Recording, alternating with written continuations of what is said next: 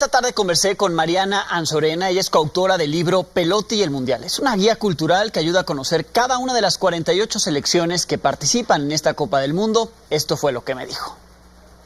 Mariana Anzorena es una de las coautoras de este libro, Pelotti y el Mundial, una extraordinaria guía que además de mostrarnos lo que estamos viendo en la cancha, pues nos muestran lo que hay detrás de la cancha. Bienvenida, Mariana. Exacto, gracias Alejandro, qué gusto. Digo, es una extraordinaria guía porque uno puede estar viendo los partidos y no solamente se entera de quiénes están jugando, ¿no?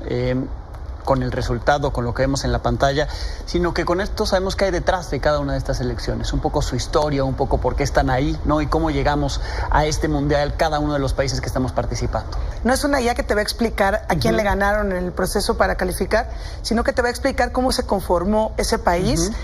En el caso de los que son países, porque también hay que decir que en este mundial tenemos a dos no países jugando, que son Inglaterra y Escocia, cosa que es interesantísimo, porque ellos en la FIFA están separados, pero en la ONU, por ejemplo, pues son parte del Reino Unido. Entonces, este tipo de cosas las explicamos en el libro con un lenguaje bastante sencillo, porque es un libro pensado principalmente para adolescentes, aunque ha tenido muchísimo éxito entre los adultos. En un recorrido que Pelotti va teniendo por cada uno de los países, ¿no? Y un poco es esta explicación, es un diálogo constante, ¿no? Y digo yo, pues es enterarnos de lo que pasa detrás de cada uno de estos equipos. Exacto, en este diálogo con Pelotti, que Pelotti es un baloncito muy curioso que está ilustrado por Alejandro Magallanes, extraordinario, que es un increíble ilustrador, y Pelotti responde mucho a la tradición de Mafalda, de hacer preguntas que son un tanto inocentes, pero gracias a esa inocencia son muy profundas.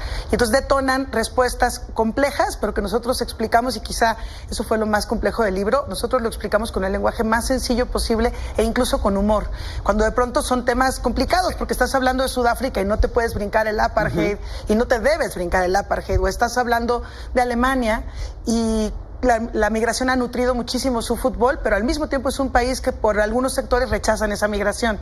Entonces, toda esa complejidad tratamos de retratarla y logramos retratarla en solamente 3 o 4 páginas por país. Me impactó la capacidad de síntesis de todo lo que hay aquí. ¿Cómo surge la idea, Mariana? Mira, tiene dos génesis. Por un lado, Daniel González, que es Fútbol Oblicuo, que es un español que está muy clavado en la profundidad política que hay en el fútbol, junto con Sebastián Coan, que es documentalista, y Rafael Igartúa, que es un historiador, tenían desde hace 4 años para catar la idea de hacer un libro con este personaje que preguntara. Y por otro lado, Gina Jaramillo tenía la idea de hacer una guía para el Mundial desde la parte de la cultura de los países. Esas dos ideas se juntan felizmente y ahí entro yo también.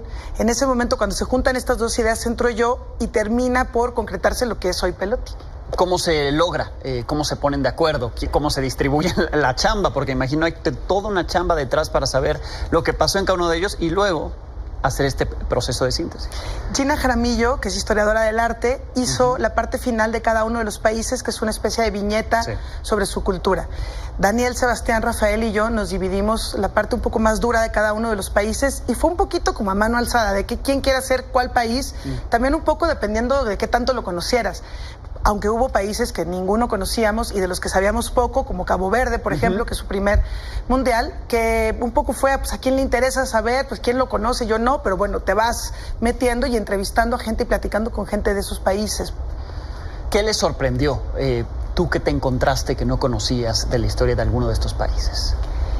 Pues yo te diría que me sorprendió muchísimo el rechazo que hay en este momento en el mundo por la polarización. Muchos países europeos que rechazan muy explícitamente la migración, pero que al mismo tiempo esa migración les ha posibilitado un mejor fútbol.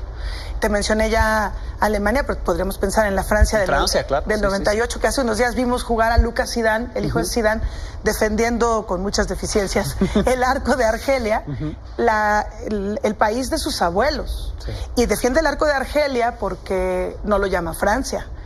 Y Zidane, su padre, Zinedine, decide sí jugar por Francia, quizá porque tiene más posibilidad de lo que logró ser campeón del mundo, que no lo hubiera tenido con el país de sus padres, que era Argelia. Entonces, ¿cómo el fútbol se ha nutrido, Brasil, por ejemplo, de su diversidad étnica? Eso se ve reflejado en el terreno de juego. Yo te diría que eso, cómo la diversidad cultural, étnica, geopolítica, sí se ve reflejada en el terreno de juego y se ve reflejada para bien.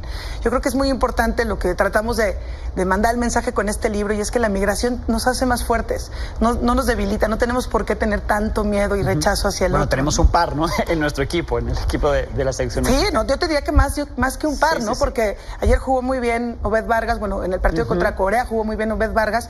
Obed nació en Alaska, ¿no? Pudo haber decidido jugar por Estados Unidos, igual que Brian Gutiérrez.